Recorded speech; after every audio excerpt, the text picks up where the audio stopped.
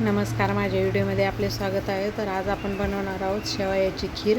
त्याच्यासाठी मी बदाम, मनुके आणि काजू हे मी अशी बारीक करून घेतली आहे. आणि ही इलायची आहे, इलायची पण मी बारीक करून पावडर करून घेतली आहे. आणि हे घेतले आहे मी शेवया. आणि त्याच्यासाठी आपल्याला लागणार आहे दूध आणि तूप पण लागणार आहे आपल्याला. त्याच्यासाठी मी तूप पण घेणार आहे.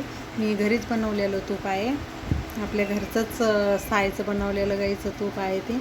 मग गॅसवरती मी आता कढई ठेवून घेतली आहे. कढई थोडीशी गरम झाली की त्याच्यामध्ये आपल्याला आता तूप टाकायचं आहे. भरपूर तूप टाकायचं, म्हणजे तूप टाकल्यानंतर आहे ना तर खीर पण म्हणजे टेस्ट पण खूप छान येते, त्याला खूप छान लागते ती खीर. पूर्ण आपल्याला त्याला दुधामध्ये शिजून घ्यायची आहे. हे बघा, आता तूप छानपैकी तूप गरम झालं आहे. त्याच्यामध्ये आता आपण शेवया टाकून घेऊया. आणि हे असं त्याला हे करून घ्यायचं, अशा म्हणजे ब्राऊन कलर होईपर्यंत आपण याच्यामध्ये त्याला व्यवस्थित असं त्याला व्यवस्थित असं परतून घ्यायचं आहे. म्हणजे अशा भाजून घ्यायच्या आहे शेवया. हे बघा, आता त्याला बघा कलर आला आहे, ब्राऊन कलर होईपर्यंत आपण ते भाजून घेतल्या. आता त्याच्यामध्ये मी आपलं काजू बदाम ते मनुके त्याच्यामध्ये मिक्स करून घेते आहे. मी अगोदर तुपात नाही टाकत आहे, म्हणजे तसं नाही हे होते, मला नाही आवडत आहे. मग त्याच्यामुळं मी असं वरतूनच टाकते. हे बघा, व्यवस्थित हे झालं. व्यवस्थित असं परतून घेतलं ना तर शेवया म्हणजे खायला पण चवदार लागतात. आता त्याच्यामध्ये आपण दूध घेतलं आहे ना, ते दूध टाकायचं आहे. बघा, मी दूध टाकलं त्याच्यात.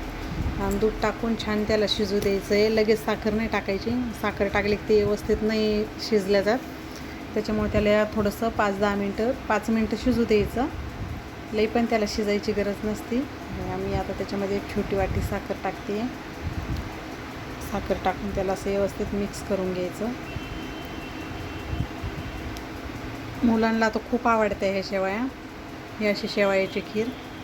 खायला म्हणजे पौष्टिक पण आहे. शेवई पण मी गव्हाची शेवई आहे ती, खायला पण पौष्टिक असतं, मुलांना आवडतं पण. आणि लवकर पण होतं, म्हणजे असं 10 मिनटात शेवयाची खीर तर लगेच रेडी होऊन जाते. हे बघा, असं थोडंसं त्याला शिजू द्यायचं.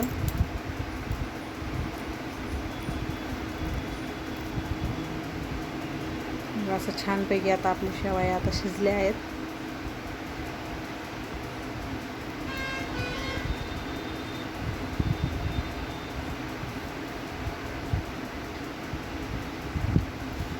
मस्त शिजले. आता मी या शेवया एका बाउलमध्ये काढून घेते.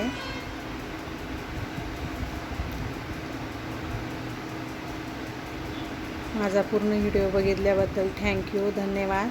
आणि माझा व्हिडिओ कसा वाटला, शेवयाच्या खीरचा व्हिडिओ, ते मला नक्की कमेंट करून सांगा. आणि व्हिडिओला लाईक पण करा. हे बघा, किती छान झाली आपली शेवयाची खीर.